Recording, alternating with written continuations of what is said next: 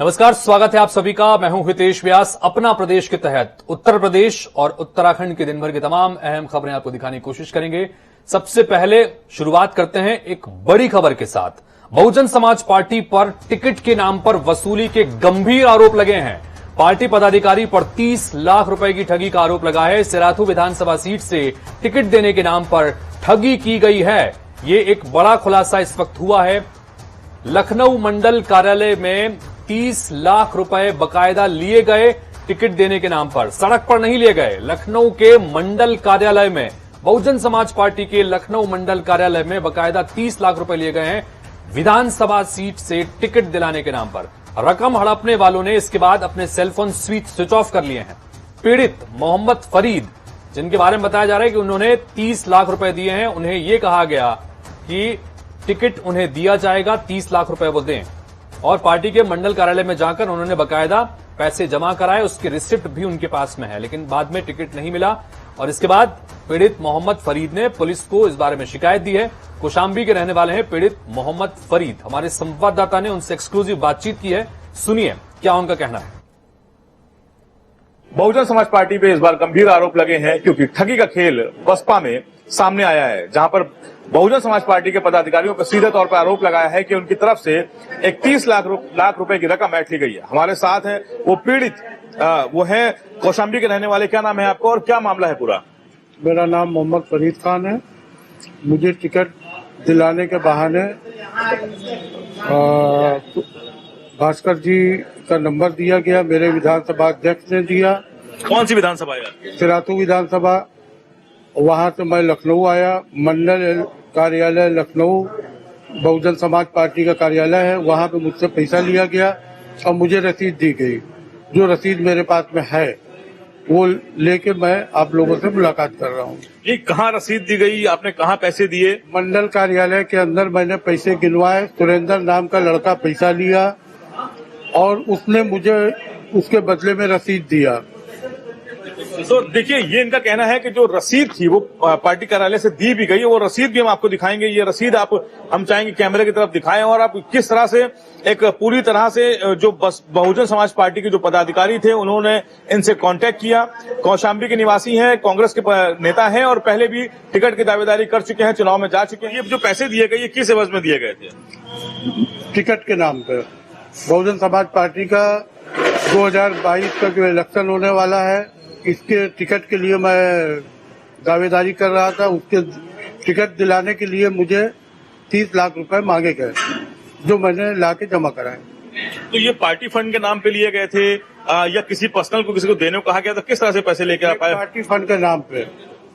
Party fund के नाम पे लिए गए। अभी आपने जब और लोगों से कांटेक्ट किया, जो पदाधिकारी हैं, जो बड़ा पदाधिकारी हैं बहुजन समाज पार्टी के, उनसे कुछ मुलाकात हुई, बातचीत हुई आपकी? मैं अखिलेश अम्बेडकर जी, जो बहुजन के जिला मंडल अध्यक्ष हैं यहाँ के लखनऊ कार्यालय के, उनसे मुलाकात किया। उन्होंने मुझे आश्वासन दिया कि अभी 2-4 दिन आप रुके, हम आपके पैसे के लिए पूरे जिम्मेदार हैं और कोशिश करेंगे कि आपका पैसा मिल जाए। उन्होंने मुझे आश्वासन दिया। तो ये कितने दिन हो गए आश्वासन दिए हुए? 1 हफ्ते का टाइम हो गया, लेकिन अभी मुझे कोई जवाब मिला नहीं है, इसलिए मैं आज कमिश्नर साहब से मुलाकात किया हूँ। तो कमिश्नर साहब ने क्या कहा है आपसे? कमिश्नर साहब ने आशियाना पुलिस स्टेशन को हिदायत करी है कि जांच करके हमको रिपोर्ट दे। कई तरह के सवाल हैं जो खड़े होते हैं। अब कहीं ना कहीं जो जांच सौंपी गई है कमिश्नर के द्वारा, उसमें तथ्य सामने निकल कर आएंगे कि जो लोग हैं ये ठगी किस तरह से कर रहे हैं और कितने और लोग हैं जिनको इस तरह से शिकार बनाया जा रहा है। कैमरा पर्सन आशीष के साथ तौहीद किदवई, जनता टीवी, लखनऊ। तो ये लखनऊ से बड़ी खबर आपको हम दिखा रहे हैं, एक्सक्लूसिव खबर। बातचीत भी हमारे संवाददाता ने की। पीड़ित मोहम्मद फरीद बताया जा रहा है, ये इनकी कह रहे हैं कि इनसे 30 लाख रुपए विधानसभा सीट से टिकट दिलाने के नाम पर बकायदा पार्टी के मंडल कार्यालय में दिए गए, और बहुजन समाज पार्टी के नाम पर ये एक रिसिप्ट भी दी गई जिसमें छाप भी लगी हुई है। अब गंभीर आरोप लगाए हैं। ये कह रहे हैं कि इन्होंने पार्टी के पदाधिकारियों से भी इस मामले में गुहार लगाई, लेकिन कोई मदद नहीं मिल पाई। तौकीर किदवई इस वक्त हमारे सहयोगी इस वक्त फोनलाइन पर हैं। तौकीर, जिस तरह से आपने पीड़ित से बातचीत की, ये साफ तौर पर बता रहे हैं, रसीद के साथ ये बता रहे हैं कि इनसे 30 लाख रुपए लिए गए सिराथू विधानसभा सीट से इन्हें टिकट दिलाने के नाम पर। क्या इसके बाद बहुजन समाज पार्टी के किसी पदाधिकारी का या जहां जहां पर इन्होंने अपनी बात रखने की बात कही है, कोई रिएक्शन आया है पार्टी की तरफ से? देखिए, इन्होंने बड़े आरोप लगाए। इनका कहना है कि 2017 के चुनाव में भी इनसे इसी तरह से 55 लाख रुपए की ठगी की गई थी। और इन्होंने बड़े आरोप जो लगाए हैं बड़े नेता पर भी लगाए। इनका कहना है कि नसीमुद्दीन सिद्दीकी उस समय बहुजन समाज पार्टी में शामिल थे और उन्होंने इनसे 55 लाख रुपए लिए थे सिराथू विधानसभा सीट के लिए, और इसके बाद भी उनका टिकट नहीं हुआ था और उनकी मुलाकात के नाम पर ये पैसे लिए गए थे। और वहीं से जो जुड़े लोग हैं जो इस बात को जानते थे, उन्होंने ही इनसे दोबारा कांटेक्ट किया है इस बार 2022 के चुनाव को लेकर, और उनसे कहा गया है कि पिछली बार जो आपका टिकट नहीं हो पाया था लेकिन इस बार टिकट हो जाएगा। और आपको खास बात ये भी है कि ये जो रकम है ये 70 लाख से शुरू हुई थी और बार्गेनिंग करते हुए रकम 30 लाख पे पहुंची थी। और इसके बाद इनको कार्यालय बुलाया गया था और मायावती से उनकी सीधी मुलाकात कराने का वादा किया गया था। ये सुबह अपने पैसे लेकर ये पार्टी कार्यालय पहुंचे और उनसे कहा गया कि ये पैसे यहाँ पर नहीं लिए जाएंगे, ये पैसे आप जो मंडल कार्यालय है वहां पर दे दें और उसके बाद वहां से रसीद लेकर शाम को 6 बजे जो पूर्व मुख्यमंत्री का आवास है मायावती का वहां पर आ जाए और यहाँ पर इनकी मुलाकात कराई जाएगी। इन्होंने 30 लाख रुपए वहां पर जमा किए। उसके बाद वहां से इनको रसीद मिली। रसीद लेकर जब ये वहां पर पहुंचे पार्टी कार्यालय पर तो वहां पर सभी के मोबाइल स्विच ऑफ थे। इन्होंने जो आरोप लगाए वो पार्टी कार्यालय के लोग हैं, इनका कहना है इनको जानते हैं पहले से। और इसके अलावा जो तौकीर इन्होंने, चूंकि आपसे जो बातचीत हुई इसमें तौकीर इन्होंने ये भी बताया कि पुलिस से भी इन्होंने शिकायत इस मामले में की है। क्या पुलिस की तरफ से अब तक कुछ कार्रवाई हुई? दूसरी बात ये कि इस मामले में जाहिर सी बात है कि इन्होंने चूंकि आरोप लगाए हैं, कई सारे गंभीर स्थिति है, तो बहुजन समाज पार्टी की तरफ से क्या कोई रिएक्शन अब तक आया है आपके पास में? देखिए, बहुजन समाज पार्टी की तरफ से अभी कोई प्रतिक्रिया नहीं आई है, लेकिन जो फरीद है, जो पीड़ित है, उनका कहना है कि वो उन्होंने और कई जो बड़े अधिकारी हैं, जो पदाधिकारी हैं पार्टी के, उनसे बात की थी और उनको बताया था कि पूरे प्रकरण को उन्होंने उनके संज्ञान में भी दिया था कि इस तरह से उनसे पैसे मांगेगा और उन्होंने पार्टी कार्यालय पर जमा भी किए। तो छवि को धूमिल ना किया जाए इसके लिए जो पार्टी के पदाधिकारी हैं, जो नॉन चेयर हैं पार्टी के, उन्होंने कहा कि इस मामले को जल्द से जल्द निपटारा कर लिया जाएगा और उनको 3 से 4 दिन का समय दिया जाए। चलिए तौकीर जी, प्रकरण पहले पड़ा रहा, बात है आज उन्होंने पुलिस कमिश्नर से शिकायत की है। जी तौकीर, बहुत बहुत शुक्रिया इस तमाम बातचीत के लिए आपका। जाहिर तौर पर ये बड़ी खबर है। एक्सक्लूसिव बातचीत भी हमारे संवाददाता ने पीड़ित से की है, मोहम्मद से, और उनका ये कहना है कि सिराथू विधानसभा सीट के लिए पिछले विधानसभा चुनाव में भी इनसे रकम ली गई थी और इस बार पिछली बार भी टिकट नहीं मिल पाया, लिहाजा इस बार फिर से इनसे संपर्क किया गया और इस बार 30 लाख रुपए की रकम इनसे ले ली गई और अब इन्हें ऐसा लग रहा है कि इनके साथ में धोखा किया गया, लिहाजा पुलिस में जाकर उन्होंने शिकायत की है, पार्टी पदाधिकारियों से बातचीत की, लेकिन अब तक कुछ हुआ नहीं है। पहला आगे बढ़ते हैं, बात मैनपुरी की। मैनपुरी के किशनी में आज एक जनसभा में पहुंचे भारतीय जनता पार्टी के प्रदेश अध्यक्ष स्वतंत्र देव सिंह ने जनता को संबोधित किया। उन्होंने कहा कि बीजेपी ने जो वादे किए हैं उन्हें पूरा किया है। पीएम मोदी और सीएम योगी के शासन में मुसलमान न हिंदू से लड़ेगा और न हिंदू मुसलमान से लड़ेगा और सभी गरीबी से लड़ेंगे, जिससे जल्दी ही निजात दिलाने का रास्ता हम निकाल रहे हैं। मुद्दे पर हम चुनाव लड़ेंगे, विकास के आधार पर चुनाव लड़ेंगे, राष्ट्रवाद पर चुनाव लड़ेंगे, ईमानदारी के नाम पर चुनाव लड़ेंगे। राज्य के अंदर बहुत दिनों से ईमानदार नेता नहीं मिला, देश को ईमानदार नहीं नेता मिला। 70 सालों बाद कई नेता आए, बीजेपी के छोड़ कोई ईमानदारी से गरीबों की चिंता नहीं किया, चाहे प्रधानमंत्री सड़क योजना हो, चाहे गरीब के कल्याण की बात हो। पहली बार इस राज्य के अंदर योगी जी और देश में मोदी जी जैसा ईमानदार नेतृत्व मिला है, जो परिवार से का एक सदन में सरकारी गाड़ी में नहीं बैठता है, केवल गरीब के कल्याण के लिए काम करेंगे। इसलिए जितने भी क्षेत्रीय दल हैं अधिकांशतः लोग परिवारवाद, वंशवाद की राजनीति करते हैं, जिसके कारण लोकतंत्र को भी खतरा है और भ्रष्टाचार का जन्म भी होता है। अध्यक्ष जी, अखिलेश जी ने इसलिए जिस रास्ते पर अखिलेश यादव जा रहे हैं, जिन्ना को उभार रहे हैं और फिर से दंगा राज में करवाना चाहते हैं, पिछले 4.5 सालों से हिंदू हो चाहे मुसलमान हो, आपस में न लड़ रहा है न झगड़ रहा है, दोनों मिलकर गरीबी से लड़ रहे हैं और गरीब कैसे खुशहाल हो, चाहे हिंदू हो चाहे मुसलमान, इस रास्ते पर हम लोग लेकर चल रहे हैं। उत्तर प्रदेश विधानसभा चुनाव को लेकर राजनीतिक पार्टियों में आरोप प्रत्यारोप का क्रम अब और भी तेज होता जा रहा है। बहुजन समाज पार्टी की सुप्रीमो मायावती समय समय पर विपक्षी दलों पर हमला बोलती रही हैं और इस बार मायावती ने विपक्षी दलों के वादों को लेकर बड़ा सवाल खड़ा किया है। एक ट्वीट उन्होंने किया है। मायावती ने ट्वीट किया और कहा कि यूपी में खासकर भाजपा, सपा, कांग्रेस तमाम पार्टियों को निशाने पर लिया और कहा कि प्रदेश की जनता को लुभाने और गुमराह करने के लिए आए दिन प्रलोभन भरे जो चुनावी वादों की झड़ी लगा रहे हैं, जिनको सत्ता में आने के बाद अधिकांश भुला दिया जाता है। अभी तक का इनका यही इतिहास रहा है, जनता इनसे सतर्क रहे। मायावती ने ट्वीट में आगे लिखा कि भाजपा और सपा जनता को जो वादे कर रही है वे काम उन्होंने यहां अपनी सरकार के रहते हुए क्यों नहीं किए। कांग्रेस पार्टी भी महिलाओं को 40% टिकट और स्कूटी आदि देने के जो वादे कर रही है, वे काम उन्होंने उन राज्यों में क्यों नहीं किए जहां उनकी सरकारें हैं। ये भी सोचने की बात है।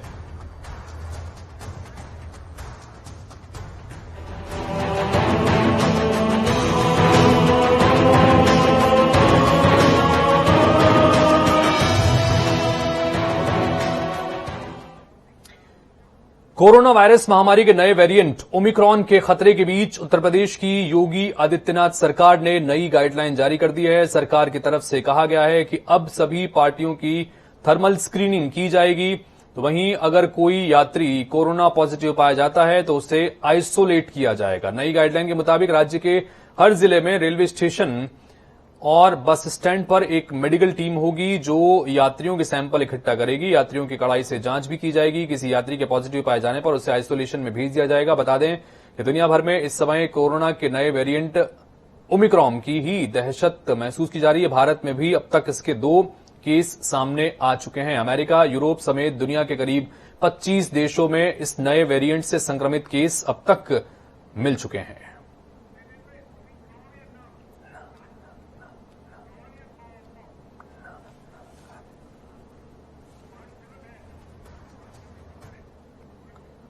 यहाँ पर गहमा गमी है। उधर वैक्सीनेशन का काम भी लगातार चल रहा है। आप देख रहे हैं, हम अपने दर्शकों को दिखाना चाहेंगे कि पूरी जो टीम है महकमा स्वास्थ्य महकमे का लगातार अलर्ट मोड पर है। तो कहीं ना कहीं उत्तर प्रदेश सरकार और केंद्र में बहुत ज्यादा इसको लेकर जो चेतावनी दी थी तो कहीं ना कहीं वो काम करते दिखाई दे रही है। इस समय हमारे साथ कुछ एंटीजन कर्मी हैं, उनसे जानेंगे कि सर यहाँ पर जो रेलवे स्टेशन की इधर क्या चल रहा है यहाँ पर? यहाँ सर आने वाले सभी यात्री हमारे जो स्पेशली साउथ से जो आ रहे हैं, असल में केरला, तमिलनाडु या बेंगलोर साइड से आपकी या मुंबई, महाराष्ट्र वगैरह इस साइड से जो आ रहे हैं, सभी लोगों की आरटीपीसीआर एंटीजन जांच अच्छी तरह से की जा रही है। किसी को भी नहीं बख्शा जा रहा है। कोई मास्क हो या बिना मास्क हो, हम किसी का नहीं रोक रहे हैं, ऐसे देख नहीं रहे हैं किसी का।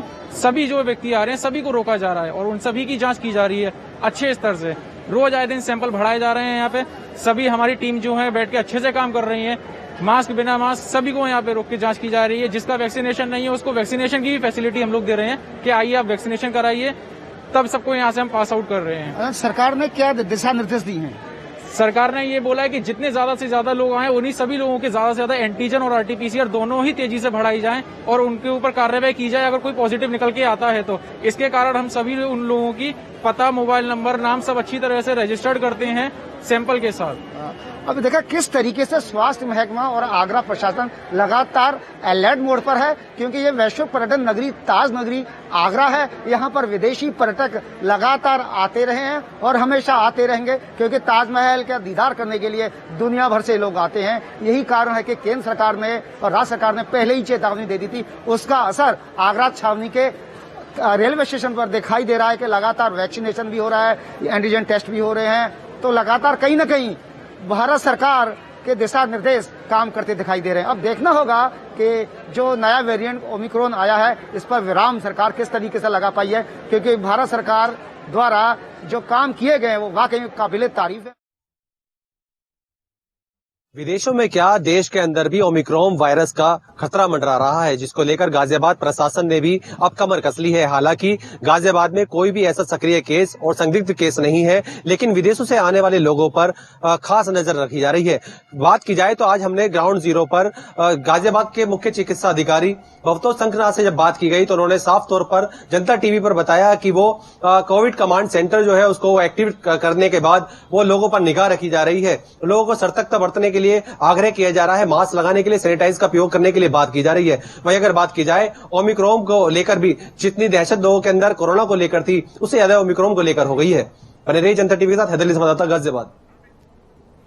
आगे बढ़ते हैं, बात देहरादून की करें। 4 दिसंबर को देहरादून के परेड मैदान में प्रधानमंत्री नरेंद्र मोदी की जनसभा प्रस्तावित है, जहां वो जनसभा से पहले करोड़ों की योजनाओं का लोकार्पण और शिलान्यास भी करने वाले हैं। वहीं शिलान्यास कार्यक्रम को लेकर केंद्रीय रक्षा राज्य मंत्री अजय भट्ट से खास बातचीत की हमारे संवाददाता अजीत कंबोज ने। प्रधानमंत्री नरेंद्र मोदी 4 दिसंबर को राजधानी देहरादून में आ रहे हैं और परेड मैदान में बड़ी जनसभा को संबोधित करेंगे। साथ ही कई कार्यों का लोकार्पण और शिलान्यास करने जा रहे हैं। डेमोन्स्ट्रेशन यहाँ पर तैयारी है पूरी तरह से कि इनका शिलान्यास यहाँ पर होना है। और केंद्रीय पर्यटन राज्य मंत्री अजय भट्ट जी इस वक्त हमारे साथ है, जो खुद मौके पर हैं, तमाम जो व्यवस्थाएं हैं उनका निरीक्षण कर रहे हैं, कैसे कैसे यहाँ पर इनॉग्रेशन के कार्यक्रम होने हैं प्रधानमंत्री की तरफ से, उन सब चीजों को खुद से चेक कर रहे हैं। सर, सीधी बात है, 2017 का भी यही मैदान था, 2016 में जिस तरह से मोदी जी ने एक बार चुनावी जनसभा का आगाज किया था, एक बार फिर कल आ रहे हैं, तो क्या कुछ खास होने जा रहा है, कैसे यहाँ पर कार्य करते हैं? इतिहास रचने जा रहे हैं। देहरादून से दिल्ली 2 घंटा, मिनिमम 2 घंटा, 10-15 मिनट और बढ़ा लीजिए, क्या समय है? कुछ भी नहीं है। ये तो हम देहरादून में ही अगर हम मसूरी से नीचे आएंगे, इतना समय तो यहीं लग जाता है हमको, जिस समय यहाँ पर ट्रैफिक होता है। हर तरह से, चाहे राजाजी नेशनल पार्क का आप देख रहे हो या फिर आप बगल में दूसरा प्रोजेक्ट हमारा देख रहे हो, एक से एक स्कीम्स हमको मिल रही हैं। 18,000 करोड़ रुपए की स्कीम्स हमको मिल रही हैं। ये कोई छोटी बात नहीं है, बहुत बड़ी बात है। और इससे पहले 12,500 का ऑल वेदर सड़क हमको मिली। ट्रेन आप जान रहे हैं कि पहाड़ों में जाने लग गई है, उसकी पटरी बिछने लग गई है, इसके बाद प्रारंभ हो जाएगी। 82 जल विद्युत परियोजना 120 मेगावाट की आप सबके सामने पता ही है। तो एक से एक बड़ी चीजें हमारे यहाँ पर हो रही हैं, ऐसा कभी पहले नहीं हुआ है। इसलिए मैंने कहा कि हम इतिहास रचने जा रहे हैं। अब आप ये प्रोजेक्ट देखिएगा, कितनी जल्दी हम यहाँ से दिल्ली पहुंचने वाले हैं। मतलब एक सवाल और, जनसभा भी होगी, कई बड़ी घोषणाएं मुख्यमंत्री वो प्रधानमंत्री कर सकते, तो किस तरह से देख रहे हैं जनसभा का क्या रहेगा? बहुत जबरदस्त जनसभा होगी, लोगों में जबरदस्त उत्साह है, जन सैलाब उमड़ के आ रहा है, अपने संसाधनों से लोग यहाँ पहुंचने प्रारंभ हो गए हैं।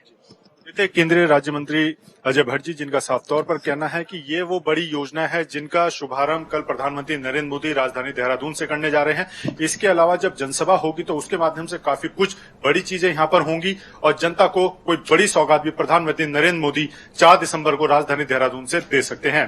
कैमरामैन रुपेश नेगी के साथ अजीत काम्बोज, जनता टीवी, देहरादून।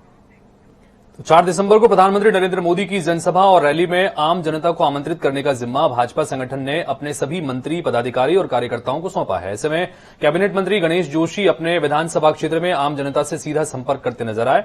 जनता टीवी के साथ खास बातचीत में मंत्री ने दावा किया कि पीएम मोदी को सुनने के लिए जनता उत्साहित है। ये उत्साह संकेत दे रहा है कि 2022 के चुनाव में भाजपा प्रचंड बहुमत के साथ अपनी सरकार बनाने जा रही है। की जनसभा की तैयारी को लेकर खुद कैबिनेट मंत्री सड़क पर उतरे हैं और लोगों से आग्रह कर रहे हैं कि वो जनसभा में ज्यादा से ज्यादा संख्या में शामिल हो। प्रचार वो करते हुए नजर आ रहे हैं। मंत्री जी, किस तरह से आप लोगों को आमंत्रित कर रहे हो और कैसे ऐतिहासिक होगी? देखिए, देश के प्रधानमंत्री नरेंद्र मोदी, जो देश के नहीं विश्व के नंबर 1 नेता हैं, कल देहरादून आ रहे हैं। पूरे एक हफ्ते से हमारे कार्यकर्ता घर घर संपर्क कर रहे हैं, बाजारों में संपर्क कर रहे हैं, और जिस प्रकार का रिस्पांस दिखाई दे रहा है आम जनमानस के अंदर, ये ऐतिहासिक रैली यहां पर होने वाली है। जो 1 लाख का है उसको हम क्रॉस करने वाले, और मोदी जी के आने से इस प्रदेश को एक नई ऊर्जा मिलती है। जहां हम कल शिलान्यास लोकार्पण करेंगे, कुछ घोषणाएं भी हमारे उत्तराखंड के लिए होंगी, मुझे ऐसा पूरा भरोसा है। और जिस प्रकार का उत्साह दिखाई दे रहा है कि सुबह से ही कार्यकर्ता हर मोहल्ले में जा रहे हैं, घर में जा रहे हैं। अभी भाई इंटीरियर क्षेत्र से मैं आ रहा हूं, एक गांव से, सरोना से। ये छोटे से गांव के अंदर 100 से अधिक लोग वहां पर थे। तो इस बात का प्रतीक है कि मोदी जी की लोकप्रियता कितनी, मोदी जी कितने लोकप्रिय हैं, और हर जगह अच्छा रिस्पॉन्स मिल रहा है। 2017 का चुनावी आगाज भी राजधानी देहरादून से हुआ था, बड़ी जनसभा परेड मैदान में हुई थी। क्या लगता है एक बार फिर से पूर्ण बहुमत 60 पार का लक्ष्य होगा? बिल्कुल, भारतीय जनता पार्टी ने अगर देखो सेंटर में कहा था 300 प्लस, तो 300 प्लस आए। अगर आज हमने 60 प्लस यहां पर कहा है, 60 प्लस आएंगे। युवा नेतृत्व 60 प्लस का जो हमने दिया है, हम उसको पार करेंगे और भारतीय जनता पार्टी की पूर्ण बहुमत की सरकार बनेगी। ये थे कैबिनेट मंत्री गणेश जोशी जी, जो लगातार जनता से संपर्क कर रहे हैं और मोदी जी की रैली को लेकर एक बेहतर तरीके से यहाँ पर कैसे लोग ज्यादा से ज्यादा भीड़ यहाँ पर पहुंचे। जो 1 लाख का लक्ष्य रखा गया है जनसभा के माध्यम से लोगों को आमंत्रित करने का, तो उसको खुद जोड़ने की कोशिश कर रहे हैं। कैमरामैन रुपेश नेगी के साथ अजीत काम्बोज, जनता टीवी, देहरादून। तो इसी के साथ फिलहाल इस बुलेटिन में इतना है, लेकिन जनता टीवी पर खबरों और अपडेट्स का सिलसिला लगातार जारी है। नमस्कार।